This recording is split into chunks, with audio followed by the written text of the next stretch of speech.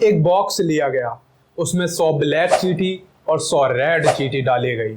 देखा गया कि दोनों चींटियां आपस में मिलजुल कर रह रही हैं, लेकिन कुछ समय बाद ये कर दिया गया, मतलब बॉक्स को हिला दिया गया। फिर दोनों चींटियों ने अपना अलग अलग ग्रुप बनाकर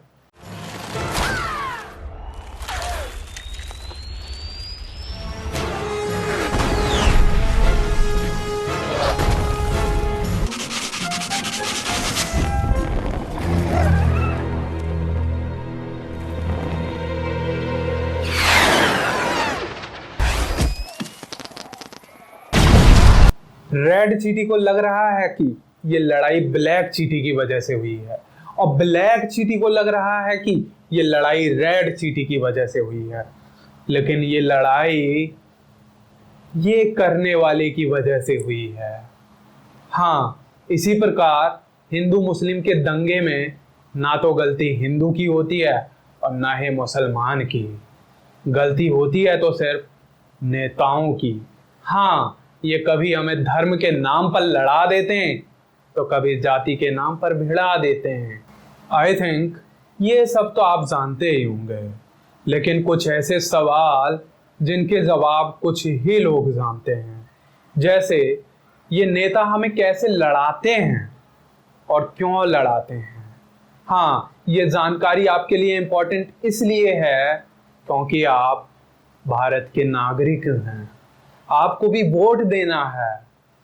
और दूसरी बात, क्या पता आपको भविष्य में चुनाव लड़ना पड़ जाए, तो फिर अब ये बदतमीजी मत करना यार तुम। हाँ, तो चलिए शुरू से शुरुआत करते हैं। जिसकी कोई नहीं करता चर्चा, उसी की हम बात करते हैं। हम किसी से प्रेम करते हैं या नफरत, ये डिपेंड करता है कि हमें उसके बारे में जानकारी क्या मिली है। हाँ, ये देखो, यज्ञ हो रहा है। बाहुबली का मृत्युकांड शिवगामी के हाथों लिखवाने का महायज्ञ, और जो महाराज को मारना चाहे उसे मृत्युदंड मिलना ही चाहिए। बाहुबली की मृत्यु तय है।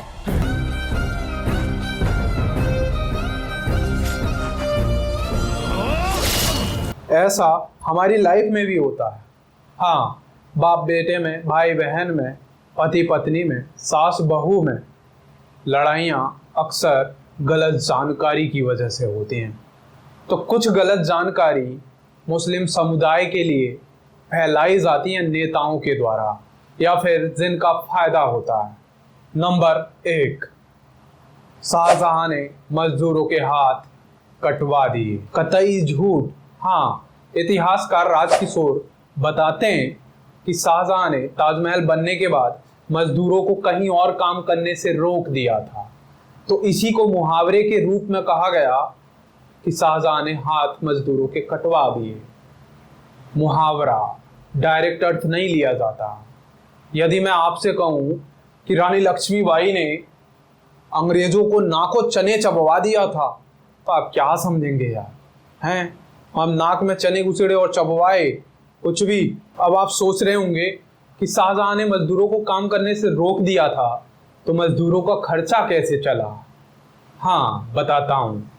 जब तक मजदूर जिंदा रहे उन्हें वेतन दिया गया। हाँ, कुछ ना करने का वेतन दिया गया, मतलब पेंशन भैया, पेंशन, जो आज के सरकारी कर्मचारियों को भी नहीं मिलती। अफवाह नंबर 2, ये देखो आता हूं। औरंगजेब वही है जो एक दिन में 2.5 लाख जनेऊ जब तक ना जला ले उसकी आत्मा को संतुष्टि नहीं मिलता था। एक दिन में 2.5 लाख, मतलब एक साल में लगभग 8 करोड़ से भी ऊपर।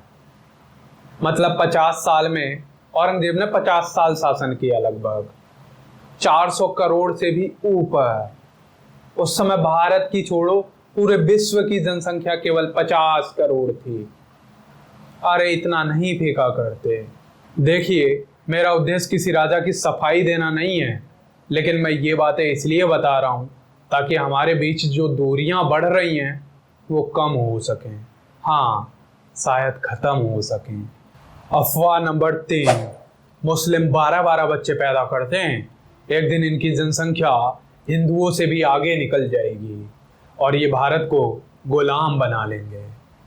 इससे कौन सा इमोशन हिंदू समुदाय के अंदर पैदा होगा? डर। हाँ, क्योंकि हम डरे हुए लोगों से कुछ भी करवा सकते हैं। हाँ, कुछ भी।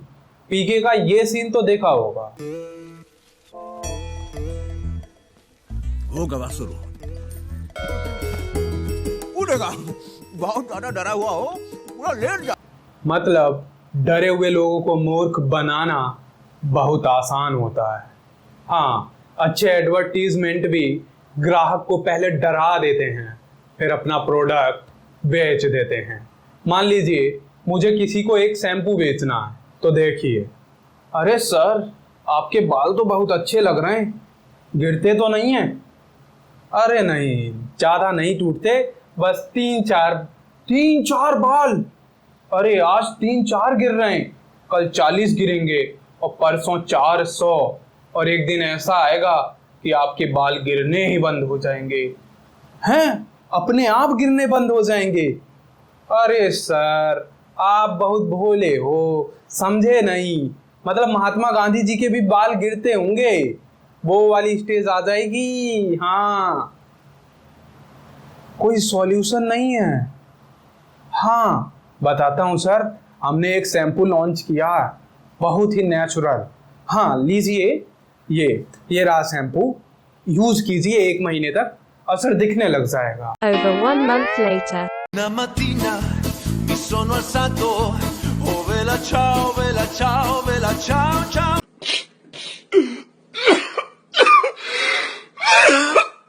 बहरहाल ये 12-12 बच्चों वाली बात बिल्कुल झूठ है। ये बातें आपको इसलिए बताई जाती हैं ताकि आप डर जाएं, और आप डर जाएंगे तो नेता कहेंगे कि अगर मुस्लिम आबादी से बचना है और गुलाम नहीं बनना है इनका, तो हमें वोट दो, हम करेंगे काबू में। यदि आपने अपने पास एक आध लोग देखे हों जिनके 10-12 बच्चे होंगे, तो अपवाद नियम नहीं होता। हाँ, आजकल सभी बेटर लाइफ की चाहत में केवल 1-2 बच्चे पैदा कर रहे हैं। सरकारी डेटा के हिसाब से ही मुस्लिम फर्टिलिटी रेट 2.4 है, मतलब एक मुस्लिम लगभग 2.5 बच्चा पैदा कर रहा है, और हिंदू फर्टिलिटी रेट 1.9 है। हाँ, मतलब हिंदू लोग लगभग 2 बच्चे पैदा कर रहे हैं, अंतर केवल आधे बच्चे का है। तो सतर्क रहिए और समझदार बनिए। ऐसी अफवाहों की वजह से हिंदू मुस्लिम आपस में नफरत करने लग जाते हैं, और इससे भी नेताओं को फायदा नहीं होता ना, तो दंगे करवा देते हैं। और जब हम जय श्री राम, अल्लाहू अकबर बोलकर दंगे कर रहे होते हैं ना, तो उसी समय नेताओं के बच्चे MIT, हार्वर्ड, ऑक्सफोर्ड जैसी टॉप यूनिवर्सिटी में पढ़ रहे होते हैं, और इस नफरत की वजह से हम ये भूल जाते हैं कि इस नेता ने 5 साल में शिक्षा के लिए क्या किया, रोजगार के लिए क्या किया, और महंगाई के लिए क्या किया। बस हम देखते हैं तो ये नेता हमारे धर्म की बात कर रहा है या नहीं कर रहा है, और हमारे जाति का है या नहीं है। बस किसी भी दंगे में ना तो हिंदू मरता है और ना ही मुसलमान मरता है, तो केवल एक इंसान।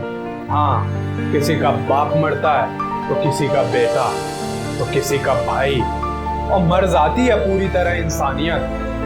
हाँ, मर जाती है पूरी तरह इंसानियत। पता है हमें आजादी कैसे मिली? 3.5 करोड़ लोगों ने अपनी जान गंवाई, तब जाके आज हम चैन की सांस ले पा रहे हैं। और इतना आसान नहीं होता दूसरों की आजादी के लिए मौत को गले लगाना। हाँ, उस जंग में कोई पहली बार लड़ा तो कोई आखिरी बार, और हम इन नेताओं के लिए जान दे रहे हैं अपनी, इन झूठे नेताओं के लिए। अरे कुछ तो शर्म करो। वैसे इन नेताओं और अंग्रेजों में कुछ ज्यादा अंतर है नहीं, बस चमड़ी बदली है, मिजाज सेम है। वोट डालो और राज करो। तो प्लीज आप समझ जाइए और तार्किक बनिए, बिना सोचे समझे कोई फैसला ना ले लीजिए, नहीं तो ये आपको वस्तु बनाकर यूज करके।